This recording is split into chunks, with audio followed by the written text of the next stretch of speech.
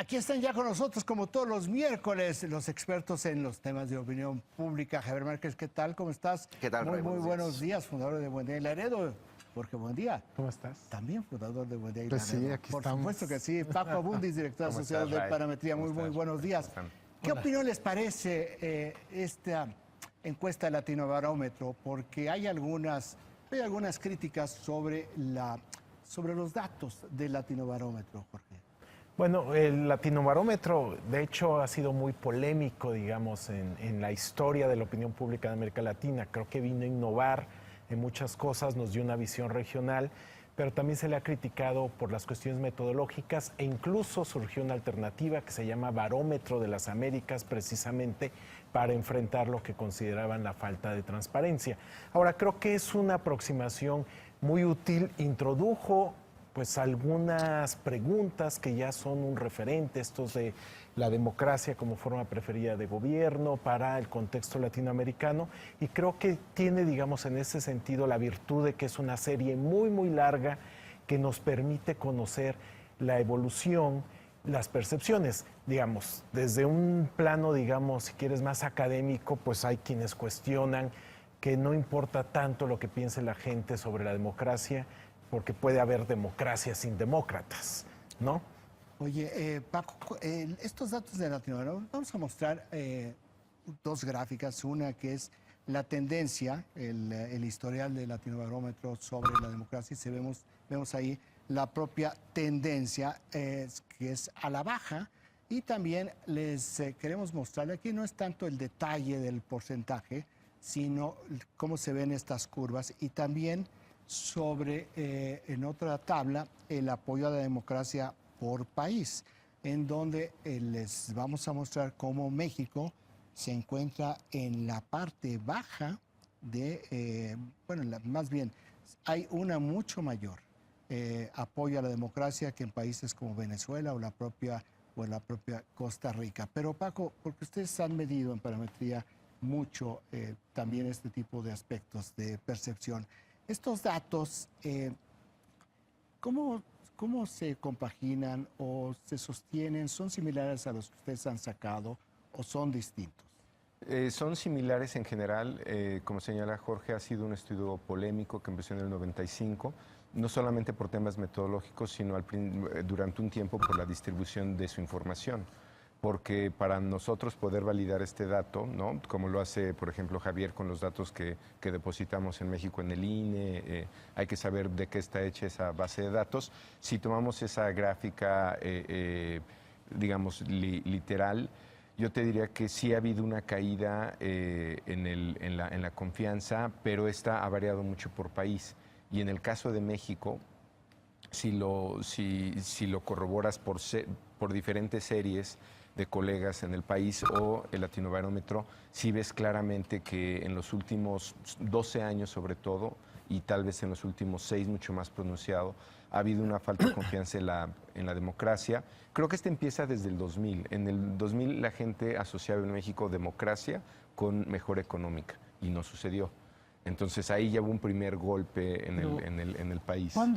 Yo no sé si Latinobarómetro valga mucho lo que hablan de la democracia, porque hablan de la democracia, pero de nada más. O sea, ¿usted confía en la democracia? Sí, pero ¿comparado con qué? ¿O en relación con qué? Porque hablar de la democracia siempre te va a dar un porcentaje.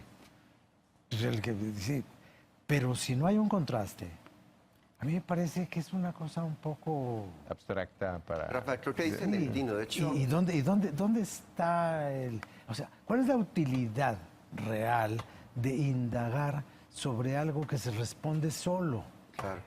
Justo una de las principales críticas que vienen de la academia a las preguntas que inquiere la encuesta es que significa muchas cosas, no solamente entre los individuos, sino entre los países.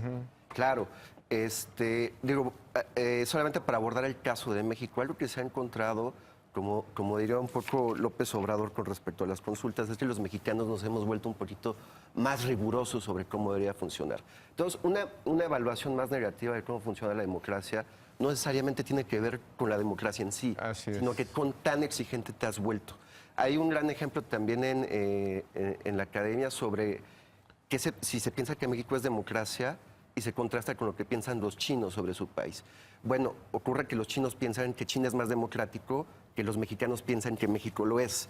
Se debe a un tema de que, y naturalmente no existe ninguna validación de fondo. Para abundar en lo que dices, en 1975, hace ya mucho tiempo, el Aureliano López Rodó, que era el ministro de Planificación de Franco, el dictador Francisco Franco, le preguntaron cuándo sería demócrata España. Dijo, cuando los españoles tengan un ingreso per cápita de $2,000. Es un poco lo que tú estás diciendo. Es decir, ¿qué es lo que estaba diciendo López Rodó?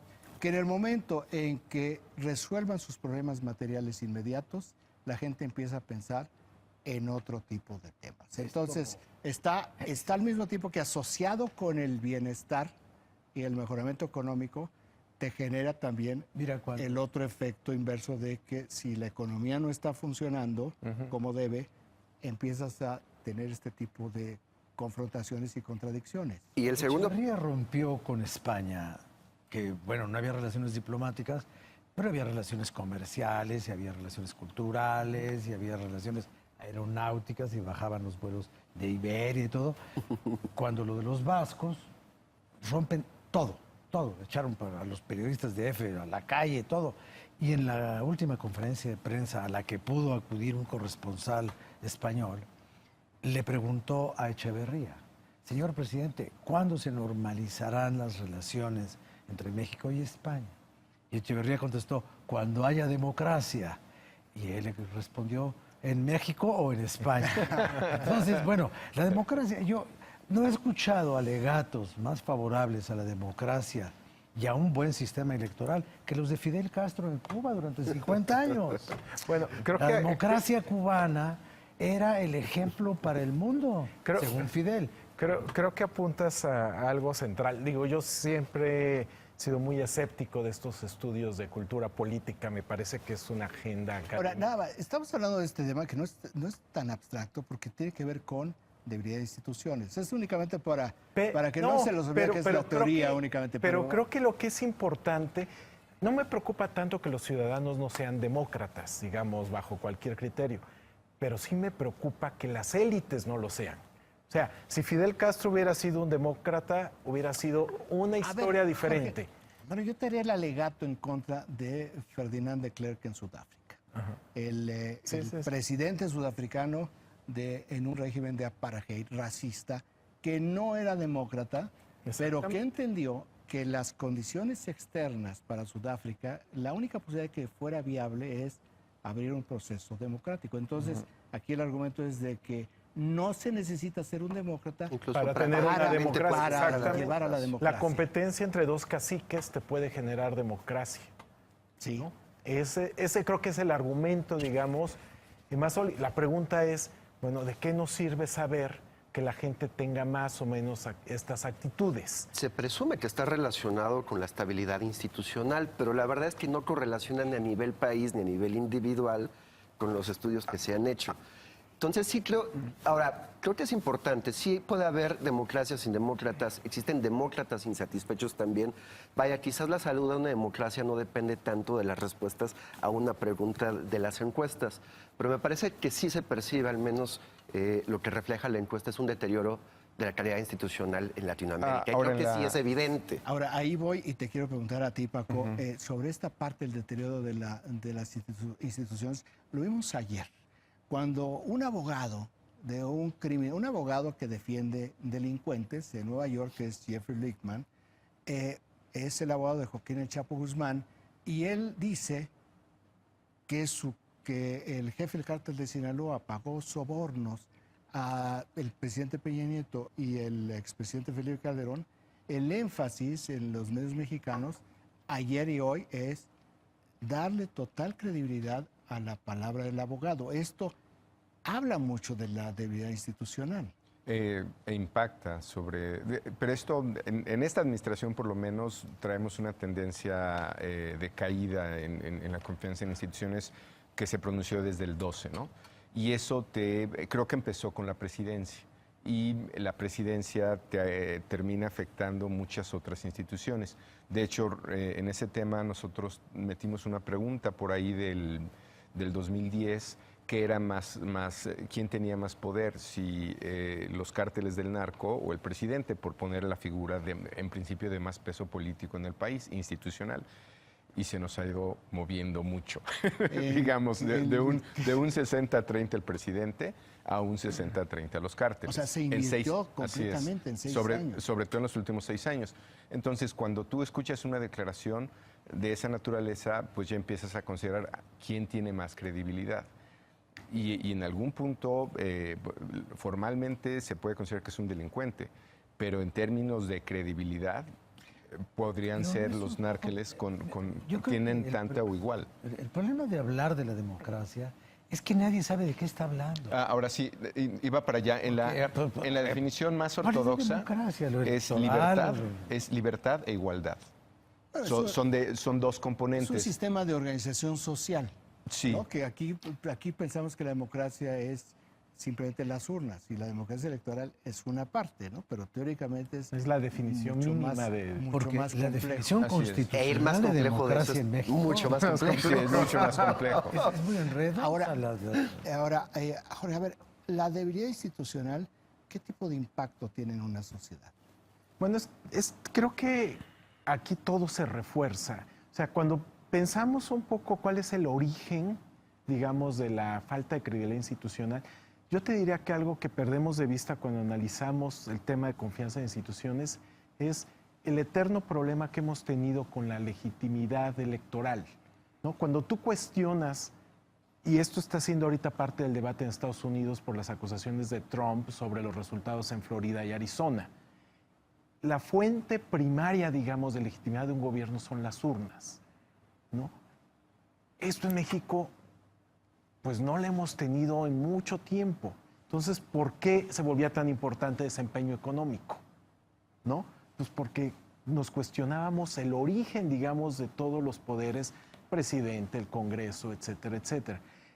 Y creo que en ese sentido se vuelve un círculo vicioso cuando la gente desconfía de los resultados de las urnas, entonces desconfía de las instituciones emanadas de esas elecciones, y vuelve todo el círculo, ¿no? Por eso vamos a ver, y salió en la encuesta que publicó Roy, crecimiento las economista. Exactamente, un aumento en la confianza. ¿Por qué? Porque lo que hemos visto es que los simpatizantes del partido gobernante siempre tienen más confianza en las instituciones.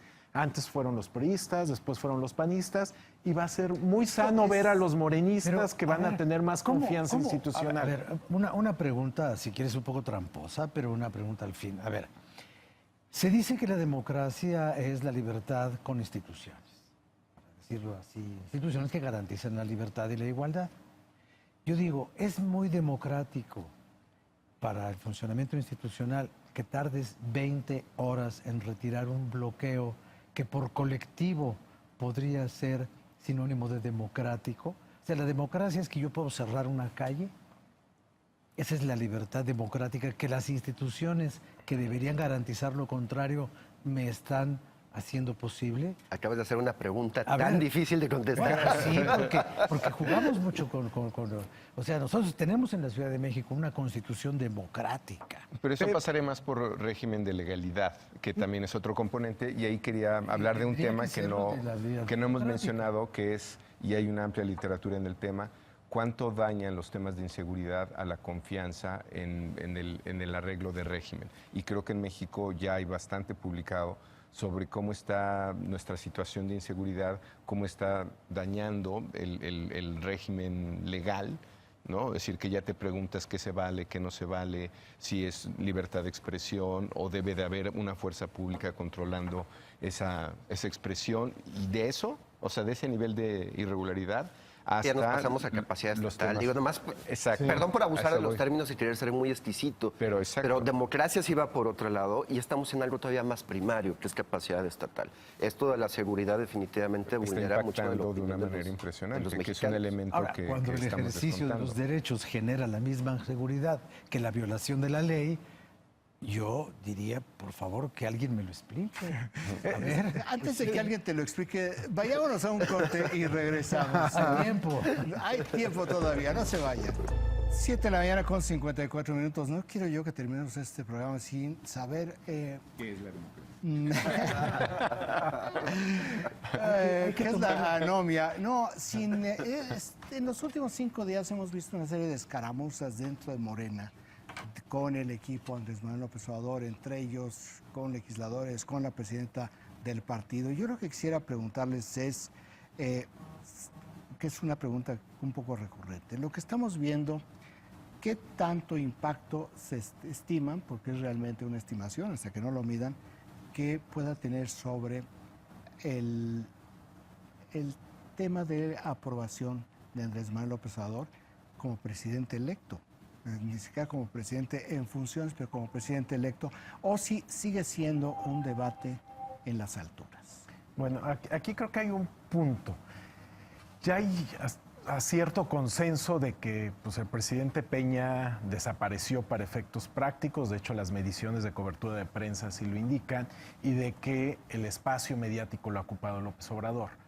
Incluso él mismo dijo, hemos hecho tantas cosas que es casi voy a dar un informe, no un discurso de toma de posesión. Así Él es. mismo de manera jocosa lo ha señalado. Con eso viene la atribución de la responsabilidad, ¿no? Y en particular, bueno, lo que se ha estado hablando mucho en las últimas semanas, pues es el tipo de cambio. Digo, hay otras cosas como la tasa de interés de los bonos de la deuda, pero el tipo de cambio que sí es un indicador que la gente más o menos sigue y que afecta también los precios de la gas. Si la gente le empieza a atribuir a la decisión de cancelar el nuevo aeropuerto el movimiento en el tipo de cambio y empieza a permear que fue una decisión de López Obrador, entonces sí veremos un impacto hacia la baja. En menor medida, digamos, un tema más de élite, pues es precisamente esto de las comisiones bancarias. Vamos a ver qué tanto permea, pero en principio eso sería algo que sería bien visto por la gente. Pero la externalidad negativa, que también tiene un impacto en el tipo de interés, pues son de las cosas, es esta narrativa de esto ya es responsabilidad de López Obrador, esto ya entró, digamos, en su corral. Sí, ¿no? creo que por ahí empieza el tema. Es decir, hay afectación si te atribuyen tú como causante de alguno de estos factores, pero lo que yo estoy viendo es que la gente está separando este caos a López Obrador, de momento. Después no sé. Sí, pero desvinculado, ¿no? Eso es lo que tú estás viendo. Exactamente. ¿No ven aquí en estas, lo que llama Raimundo, estas escaramuzas? ¿No ven ustedes las primeras manifestaciones, el primer sarpullido, las primeras ronchitas, las primeras alergias o los primeros síntomas de la enfermedad incurable de la izquierda, que es esa inevitable capacidad para el canibalismo autodestructivo? Porque los únicos que pueden acabar con el imperio de Morena son ellos. Y si se van a empezar a meter la pata, y si la señora Jacob se mete contra el Senado, interviene en asuntos de relaciones exteriores, inventa que ya habló con Trump, o sin inventar que habló con él, ya dice que viene, y luego sale Jesús Ramírez a decirle, no es cierto, no viene, y todo el mundo se mete en lo que no le toca y empiezan a hablar unos mal de los otros, y Jacob dice, no, pues lo que pasa es que se aceleró ahí Monreal con eso, pues fue una imprudencia. Y el otro dice, a mí nadie me regaña. Todavía no empiezan, y ya se están peleando. El Rosario de Amozoc ya empezó. Pues ¿O no? los vacíos de poder se llenan. Desmantelaste la Secretaría de Gobernación, que era la cabeza política, digamos, de la administración o de toda administración, y ahora lo que ves pues, son como distintos polos de poder político que no queda claro. Y alguna vez lo platicamos acá, ¿quién es el número 2? ¿No? Yo creo que también lo que estamos viendo es, pues digamos, una lucha burocrática, si tú quieres, por ver cuáles son los espacios de toma de decisiones de cada quien. Digo, de hecho, el argumento de Monreal exactamente es eso. Sí. Esta es una atribución del Senado y nosotros Ahora, somos finalmente, autónomos, independientes y lo podemos hacer. No es un órgano que tenga mucha reputación en términos institucionales. como tú dices, Cámara de Diputados, Cámara de Senados, estás al lado de ministerios públicos, policías en bajos 20, ¿no? Que si lo comparas con el Ejército y la Marina, que está en 80s, en la escala institucional, tienen muy poca reputación, tendrían muy poco que perder y muy poca expectativa sobre qué puedan hacer. Creo que la institución clave es la presidencia. Pues hemos abierto la caja de Pandora, no la vamos a poder cerrar hoy, y no la vamos a poder cerrar nunca, pero la seguiremos discutiendo. Javier Márquez, muchas gracias por estar con nosotros. Jorge, buen día. Paco Abundis, Gracias, encantados de Ray. que hayan estado Contrario. aquí con nosotros.